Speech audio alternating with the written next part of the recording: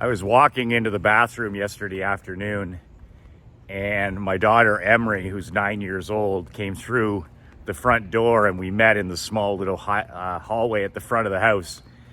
And she stops, and I stop, and she looks at me, then she looks at my feet, she looks all the way up to the top of my head, then she looks me squarely in the eyes and says, "Suck it up, Cupcake." We have had, since she was a little girl, we have had these challenging sayings, never malicious, always for fun, always for humor, but also a bit of a message in there. You know, it's like my wife says, "That sounds like an awful lot of whining, Michael." Or I'll say to Emery, "That injury's a long way from your heart." She fell off her bike the other day and skinned her knee, and she's getting up and she's mad. She's not crying. She's not a crier. She gets mad. She gets mad when things don't go her way. She gets mad when she loses. And I said to her, "Boy, that knee injury is a long way from your heart."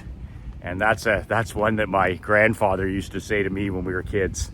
I think that's an old Gordie Howe saying from the old Detroit Red Wings days. Nonetheless, it's great to have those things with your kids where, never maliciously, but just, good-natured teasing, but it also toughens them up. It also makes them, mentally and physically tougher. It helps create thicker skin. The two things that I've noticed in our world today, the biggest changes for me in the last, I would say 15 to 20 years, is as a society, we have lost our sense of humor, number one. And as a society, we have incredibly thin skin. So those are the two things that I've noticed as a marketer, as a businessman, as a hockey coach, kids, teenagers, whatever the age group I've been dealing with. Thin skin, and absolutely positively, that the thin skin is a big one, and a loss of a sense of humor. And the groups of people that I'm talking about.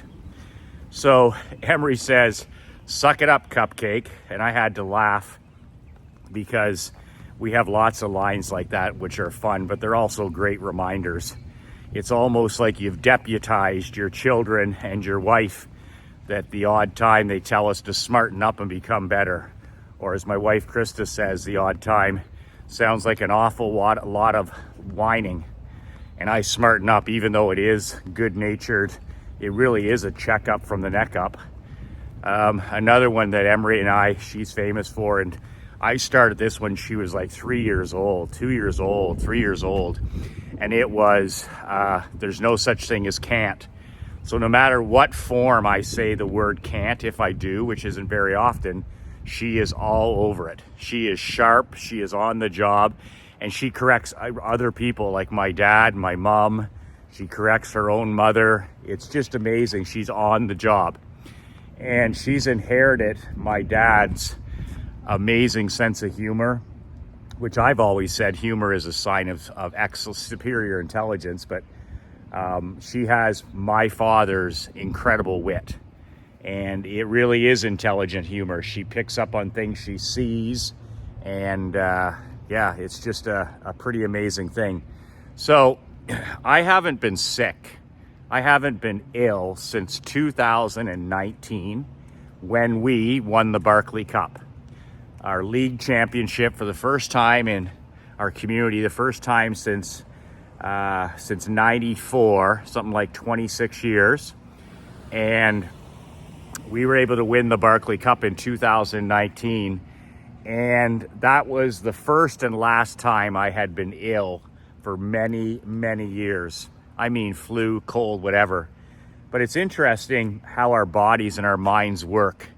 With the Barclay Cup team, we were on a grind, a literal grind for 3 straight months, 3 series, getting into the playoffs, all the pressure, playing hurt, playing injured, beating teams. You know, we're the underdog in 2 of the series, that kind of stuff. Just the ultimate grind.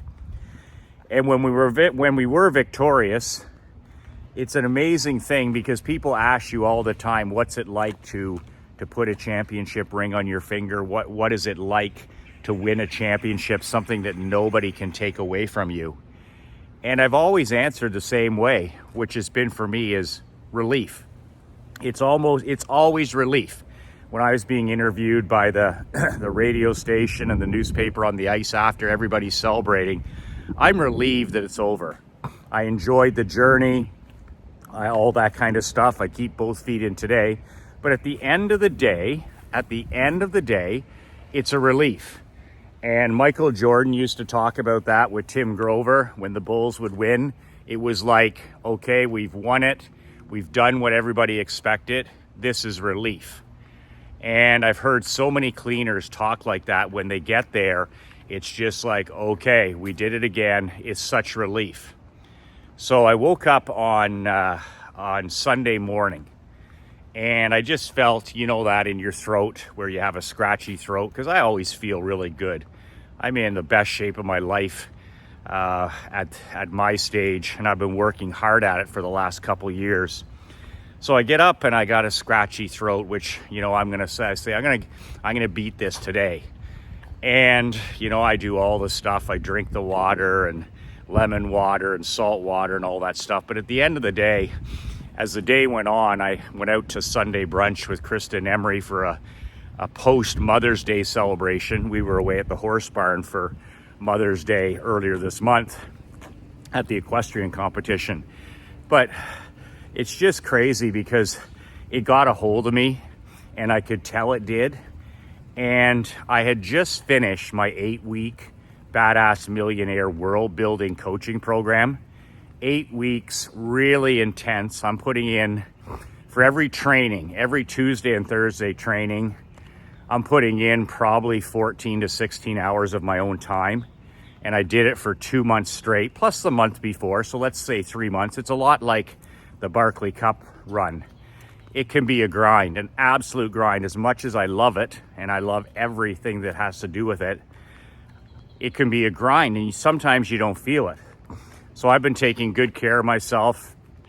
I've been getting lots of rest, 8 hours a night.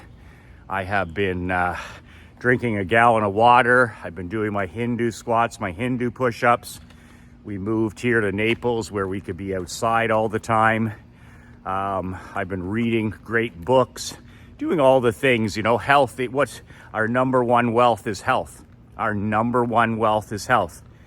But it's been a little bit of a wake-up call for me, even with something as simple as this, where, you know, if you don't feel well, it just changes everything. It's like shooting this video where I'm like, normally I'm doing this at 6 a.m.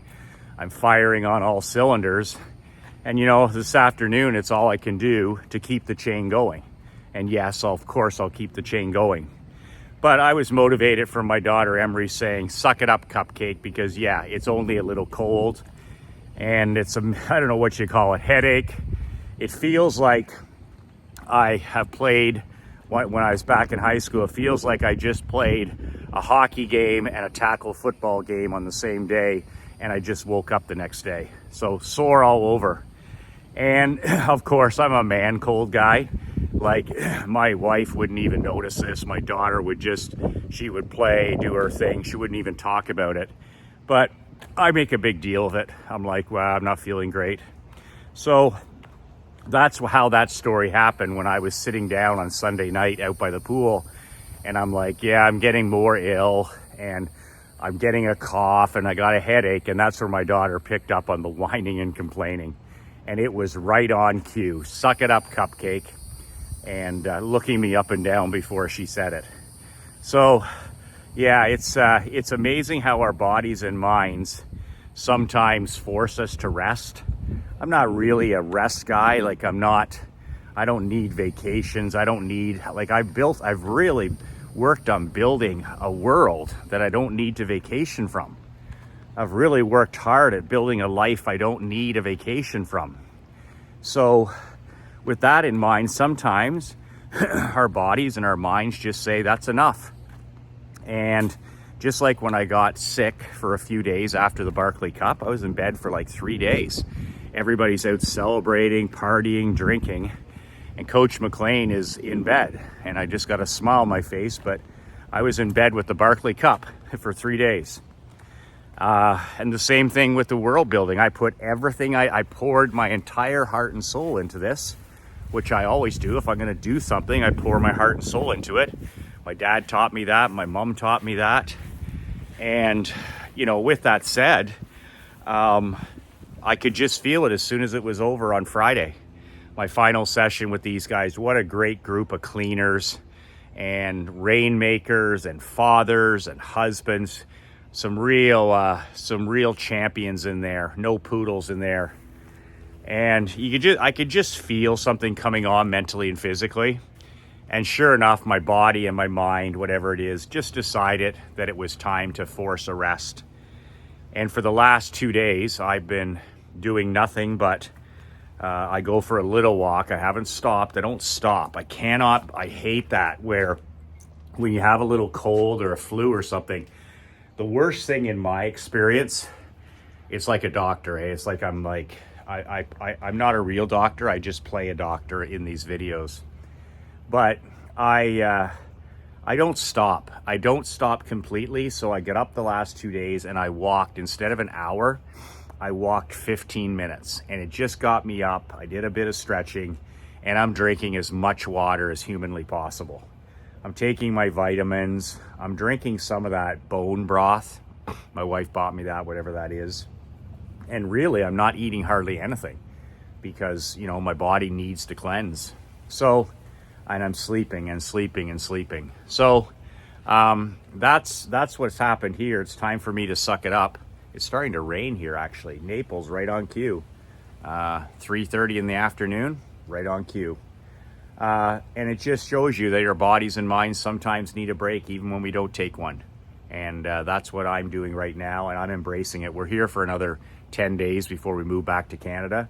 And to hell with it. I'm just like the last couple days, I've been taking naps. I've been watching. I don't watch TV. I mean, I watch the fourth quarter of an NFL game. I'll watch the fourth quarter of a college football game. I'll watch the fourth quarter or the final 9 holes of the Masters or the PGA. You know, NHL playoffs, I'll watch the third period. But I've been sitting here today watching, binging on A Football Life. Like, I just love that stuff. John Madden, Jimmy Johnson, Vince Lombard. Oh my God, this stuff is just fuel for me. So I'm using this opportunity to do the things that I normally don't get the opportunity to do. And I'm just loafing around the house. Like my daughter says, "You're a sloth, Dad. You're a sloth." She's 9 years old, and she whenever I don't want to do something or I'm acting lazy, she goes, "Don't be a sloth, Daddy. Don't be a sloth." I love it. She's got a vocabulary. Woo! Next level. Books. Audio books, paper books, you name it. It's raining. I got to go. If you haven't bought my book, please do so. nobullbook.com. Also, my waiting list for my next World Builder when I'm feeling better in a couple, it'll probably be a month. You can do that below as well at Apply. And that's it for today. 2 words that changed my life. I'm going to go watch some more Football Life. Two words that changed my life and 2 words that'll change your life. Remember, like Emery says, smarten up, Cupcake, right? Be relentless.